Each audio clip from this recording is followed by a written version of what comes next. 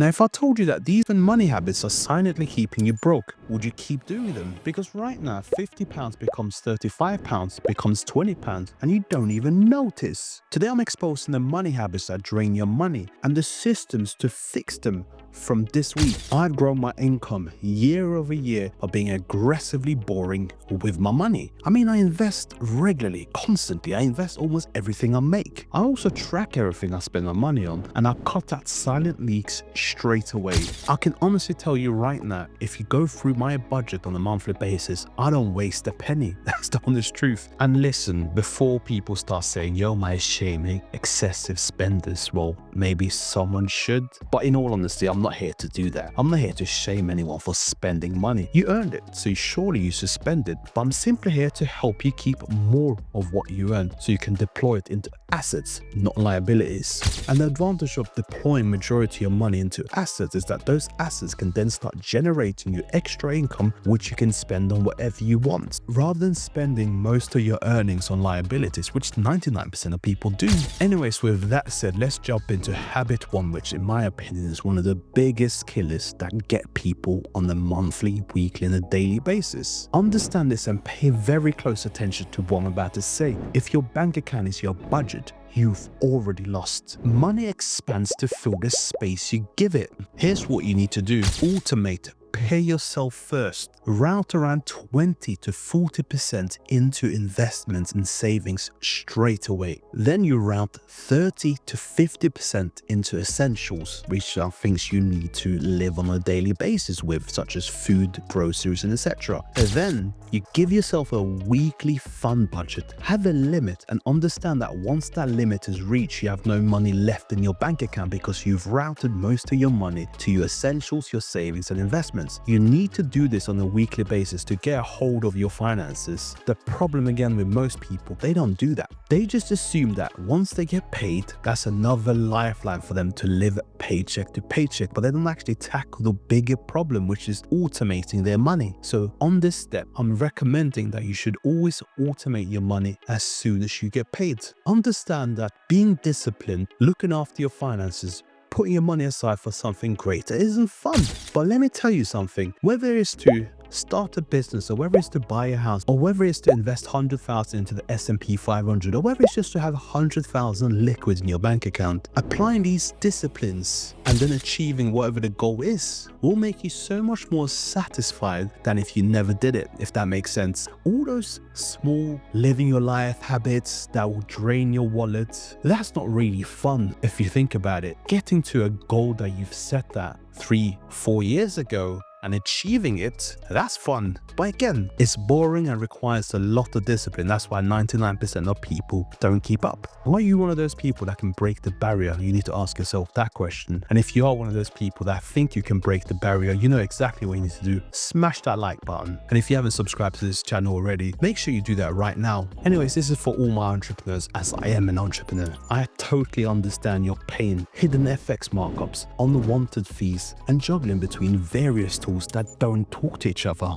These silent costs compound and quietly eat your margins. But here's the solution. Airwallex. Airwallex is designed to allow your business to operate within multiple borders. It doesn't matter if you're based in Australia and you're doing business in the UK or France. Airwallex is exactly designed for this by having multi-currency accounts where you can store the various currencies for that specific nation that you're actually dealing in. Advantages include collecting in multiple currencies, pay suppliers overseas, and access competitive FX when you convert, so more of your revenues actually stay yours. Here's the first thing I absolutely love: multi-currency accounts with local bank details. So if you are, again, like I mentioned, a supplier, or you are a business owner in a specific country where you need to trade with another country, let's just say you run a hardware store in US where you have suppliers that you need to pay in the UK, where you actually get paid in pounds in the UK because that's where your suppliers are. You actually get paid into your pound account within Airwallex, and then you can just pay your suppliers directly through that pound account. So you don't even have to convert your dollars over to pounds in order to pay your suppliers. So on those bases, you're saving a ton of money when it comes to FX fees. The second element I love is company cards, virtual or physical, with real spend controls so team expenses don't turn into surprises. You have the flexibility to create company or employee cards for dedicated purposes with more controls.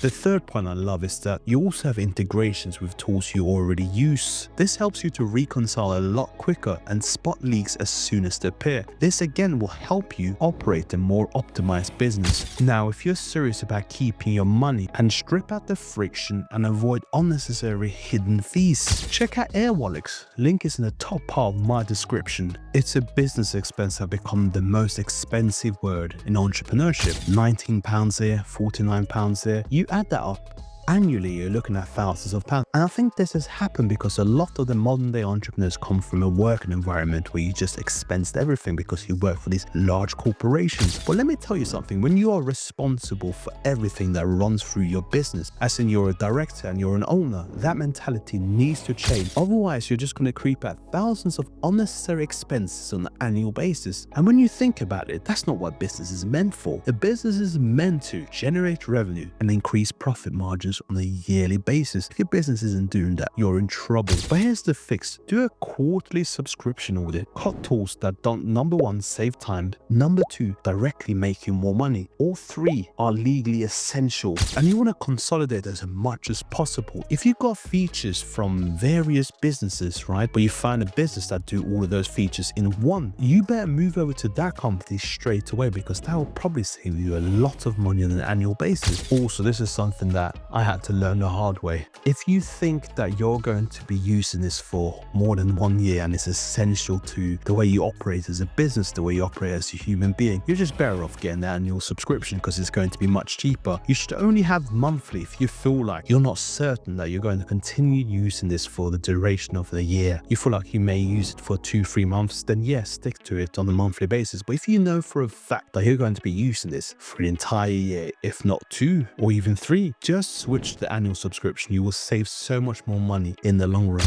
If you don't ring-fence tax, you will accidentally spend it, especially if you're self-employed. And this is the issue with a lot of self-employed people. They don't actually understand how much tax they are going to pay based on their income. But nowadays, where you have ChatGPT and Google, you should actually know how much you are going to pay in tax, and always make sure you actually then ring-fence it, put it into a savings account, earn interest on it, and when it's time to pay tax, you already have that amount ready to give to the tax authorities, because you don't want to get into tax debt. That's definitely something that you don't want to get into. The government don't miss a penny, trust me when I say this. So a simple rule just to automate all your finances. I know I mentioned that you should put your money into a tax account in terms of savings, right? But you could take it a step further. Ideally, you probably want to move around 30% to high interest saving accounts, because corporation tax right now is around 25%, I believe it is in the UK, but it's probably going to go up. Be prepared. It's always better to prepare for the worst so that you're ready for whatever circumstances that can come your way. So probably moving 30% is probably a safe bet. And by the time you're ready to pay tax and you've done your filing, you spoke to your accountant, this is how much you need to pay, just take the money away from that saving account, and whatever's left for you to enjoy it. But always make sure you prepare your taxes in advance. Don't be one of those stupid athletes that just prepare for the taxes when the tax bill actually comes their way. The problem with most people is that they only track their numbers after the damage has been done. Instead, what you should do is do a 30-minute weekly money review every Friday, every Sunday, doesn't matter. Cash in, cash out, top 3 expenses to reduce, pipeline for receivables, net worth trend, or business scorecard. Make one concrete decision each week. Cancel something, negotiate something, or reallocate something. It doesn't matter, but ensure that you're active with your finances. I always treat my finances as my economy, and it's my responsibility as the president of my finances to ensure that my finances are always growing and thriving. And I actually measure them on a yearly basis. How much has the empire of Yoma grown by? Has it grown by 50%? Has it grown by 60%? Has it grown by 70%? Has it decreased by X amount percent? And if it has decreased, what are we doing to Saint-Pierre?